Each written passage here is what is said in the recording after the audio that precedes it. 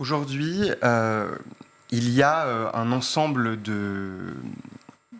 dans le parc public, il y a un ensemble d'appartements qui sont dédiés aux étudiants via les Crous ou des associations qui gèrent. Ça représente à peu près 250 000 logements.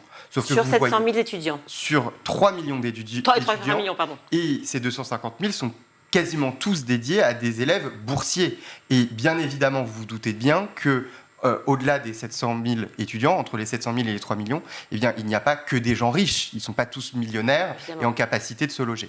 Donc déjà, il y a un déficit dans le parc. L'État avait proposé, enfin le candidat Emmanuel Macron en 2017 avait proposé de construire 60 000 places supplémentaires. Aujourd'hui, dans les études qui ont été faites, on oscille, alors bon, c'est des chiffres, mais entre 10 000 et 20 000 seulement qui ont été construits en 5 ans. Donc il manque énormément de place.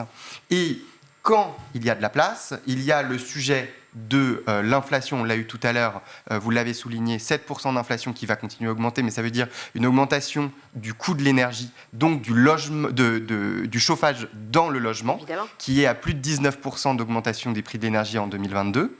Et après, il y a les sujets d'insalubrité, de passoires thermiques. Et le ministère a du coup dédié dans son budget un budget de 50 millions d'euros pour l'année prochaine, pour les rénovations, pour permettre de reconstruire, etc. Ce n'est pas suffisant. Pour l'année prochaine, d'accord, mais c'est une génération sacrifiée pour l'instant.